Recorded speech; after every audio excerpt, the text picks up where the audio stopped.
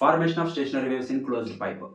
ఈ టాపిక్ 8 మార్క్స్‌కి చాలా ఇంపార్టెంట్. గన్ షాట్ క్వెషన్స్‌లో ఈ క్వెషన్స్ కూడా ఒకటి.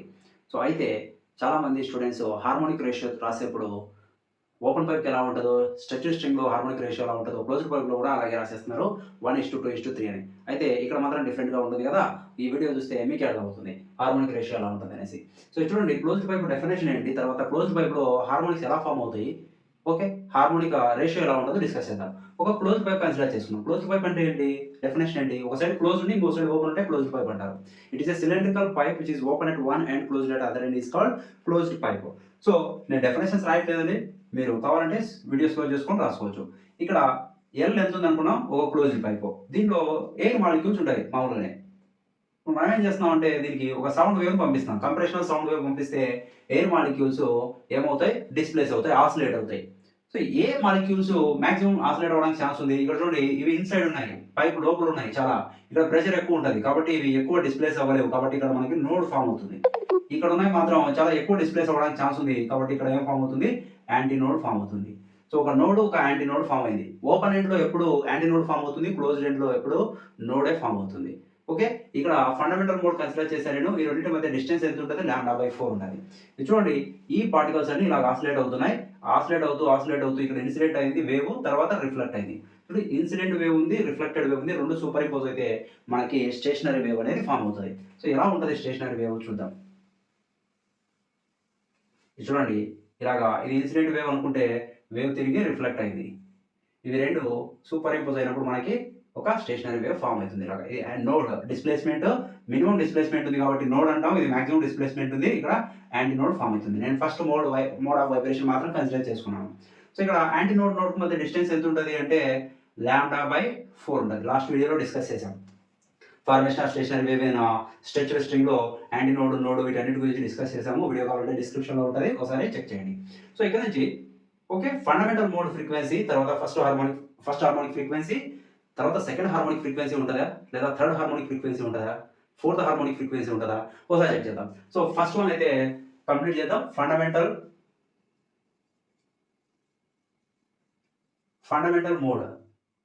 దీన్నే ఫస్ట్ హార్మోనిక్ ఫ్రీక్వెన్సీ అంటాం. First harmonic frequency. ఈ ఫస్ట్ హార్మోనిక్ ఫ్రీక్వెన్సీ లేదా ఫండమెంటల్ మోడ్‌లో ఒక నోడ్ ఫార్మ్ అయింది. ఇంకొక యాంటీ నోడ్ ఫార్మ్ అయింది. Okay. In fundamental mode air column vibrate with one anti node and one node. So, ఒక యాంటీ నోడ్ ఫార్మ్ అవుతుంది. ఒక నోడ్ మాత్రమే ఫార్మ్ అవుతుంది. Node number, anti node number 2 same ఉంటాయి. ఎన్ని నోడ్స్ ఉంటాయి అన్ని యాంటీ నోడ్స్ ఉంటాయి. అలాగే ఓపెన్ పైప్‌లో అయితే ఇందాక డిస్కస్ చేసామన్నా లాస్ట్ వీడియోలో. ఓకే. యాంటీ నోడ్ నంబర్ ఒకటి ఎక్కువ ఉంటది. 3 యాంటీ నోడ్స్ ఉంటే 2 నోడ్స్ మాత్రమే ఫార్మ్ ఉంటాయి. 4 యాంటీ నోడ్స్ ఉంటే 3 నోడ్స్ ఫార్మ్ ఉంటాయి. ఇక్కడ అలా కాదు. యాంటీ నోడ్స్ ఎన్ని ఉంటాయి? నోడ్స్ కూడా అన్నీ ఉంటాయి. సో, ఇక్కడ నుంచి మనం ఫ్రీక్వెన్సీకి ఎక్స్‌ప్రెషన్ రాద్దాం. We know that frequency or fundamental frequency is equal to fundamental mode కదా ఇది. అందుకే ఫండమెంటల్ ఫ్రీక్వెన్సీ అని రాశాను. Fundamental frequency nu1 is equal to formula v divide by lambda. ఈ డయాగ్రామ్‌లో లాంబ్డా వాల్యూని డిరైవ్ చేయాలి. ఇది చూడండి టోటల్ లెంత్ L లెంత్ పైకి ఉంది. ఇది యాంటీ నోడ్ మధ్య డిస్టెన్స్‌కి ఈక్వల్ అవుతది. ఈ డిస్టెన్స్ λ/4 ఉంది. కాబట్టి ఏం రాయొచ్చు మనం lambda is equal to L is equal to λ/4. Lambda కావాలి. లాంబ్డా ఈజ్ ఈక్వల్ టు ఏమవుతది? 4L అవుతది. దాన్ని తీసుకెళ్ళి ఇక్కడ సబ్స్టిట్యూట్ చేయాలి. nu1 is equal to v divide by 4L అయింది. ఇది ఈక్వేషన్ నంబర్ 1 అనుకున్నాం. First mode of vibration frequency fundamental frequency or first harmonic frequency అని అంటాం దీన్ని. సో, నెక్స్ట్ ఇలా కాకుండా ఇంకొక మోడ్ పాసిబుల్ అవ్వచ్చు. చూడండి పైప్ లెంత్ సేమ్ ఉండాలి. లాస్ట్ వీడియోలో కూడా డిస్కస్ చేసాం మనం దీని గురించి. పైప్ లెంత్ సేమ్ లెంత్ ఉండాలి. ఎగ్జామ్‌లో పైప్ లెంత్ ఇంక్రీజ్ చేసేస్తారు పిల్లలు చూసుకోవాలి. సో, ఇక్కడ ఒక లూప్ ఫార్మ్ అవుతది. జాగ్రత్తగా రాయాలి. ఇక్కడ నోడ్ ఫార్మ్ అయింది. ఇక్కడ నోడ్ ఫార్మ్ అవుతది. ఓపెన్ ఎండ్‌లో మాత్రం యాంటీ నోడే ఫార్మ్ అవుతది. ఇలా పాసిబుల్ అవ్వచ్చు. ఓకే. నోడ్ ఇది యాంటీ నోడ్. ఇక్కడ ఇంకో నోడ్ ఫార్మ్ అవుతది. ఇక్కడ యాంటీ నోడ్. ఎన్ని యాంటీ నోడ్స్ ఉన్నాయి? 2 యాంటీ నోడ్స్ ఉన్నాయి. 2 నోడ్స్ ఉన్నాయి. నేను ముందే చెప్పాను anti node number, node number 2 same ఉంటాయి దీంట్లో. ఓకేనా? ఇది సెకండ్ హార్మోనిక్ ఫ్రీక్వెన్సీనా, థర్డ్ హార్మోనిక్ ఫ్రీక్వెన్సీనా రాయాలంటే ఫస్ట్ డిరైవ్ చేసిన తర్వాత రాస్తే మనకి ఈజీగా అర్థమవుతుంది. చూడండి మనకి nu1 రాస్తున్నాను ఇక్కడ. ఇందాక వచ్చింది formula v divide by 4L వచ్చింది. ఇది ఈక్వేషన్ నంబర్ 1 అనుకున్నాం.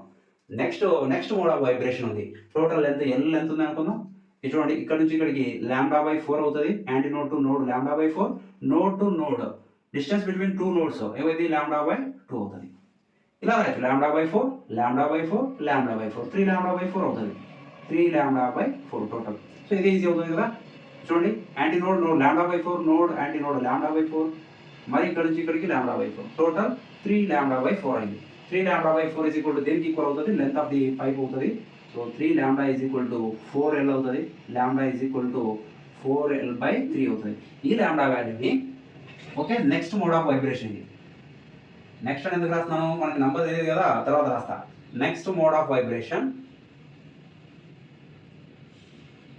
Next mode of vibration nu is equal to V divide by lambda. V divide by lambda ఎంత ఉంది, 4L డివైడ్ బై 3 ఉంది. దీన్ని 3 న్యూమరేటర్ రాత్రం 3 ఇంటూ V బై 4L అయింది. Okay, V by 4L value ఏంటి, equation number 1 నుంచి V by 4L is equal to new 1. So దీని రాయొచ్చు 3 ఇంటూ న్యూ 1 అయింది. ఫండమెంటల్ ఫ్రీక్వెన్సీకి 3 టైమ్స్ అయింది కాబట్టి దీని ఏమంటారు అంటే థర్డ్ హార్మోనిక్ ఫ్రీక్వెన్సీ అంటారు. సెకండ్ హార్మోనిక్ ఫ్రీక్వెన్సీ అనేది పాసిబుల్ అవ్వదు క్లోజ్డ్ పైప్లో, గుర్తుపెట్టుకోవాలా. సో చాలా మంది సెకండ్ హార్మోనిక్ ఫ్రీక్వెన్సీ అనేది రాస్తారు మరి. ఓకే, ఇది థర్డ్ హార్మోనిక్ ఫ్రీక్వెన్సీ. 6 నెంబర్స్ మాత్రమే పాసిబుల్ అవుతాయి. First harmonic, third harmonic, fifth harmonic, seventh harmonic అలాగా. ఓకే, ఇది ఈక్వేషన్ నెంబర్ 2. ఓకేనా. సో ఈక్వేషన్ నెంబర్ 2 ఇక్కడ రాస్తున్నాను నేను. న్యూ 3 ఇది, న్యూ 2 కాదు. V 3 into V divide by 4L is equal to 3 new 1. ఓకేనా, equation number 2. Next mode of vibration ఏంటి, ఇప్పుడు క్లారిటీ వచ్చింది కదా. నెక్స్ట్ మోడ్ ఆఫ్ వైబ్రేషన్ ఏం రాయొచ్చు మనం, ఫిఫ్త్ హార్మోనిక్ ఫ్రీక్వెన్సీ రాయొచ్చు. Okay, same pipe length same ఉండాలి. ఇక్కడ నోడ్ ఫామ్ అవుతుంది అని చెప్పాను, ఇక్కడ యాంటీ నోడ్ ఫామ్ అవుతుంది. ఇక్కడ 1 లూప్ ఫామ్ అయింది కదా, దీంట్లో 2 లూప్స్ ఫామ్ అవుతాయి అంతే. ఇలాగా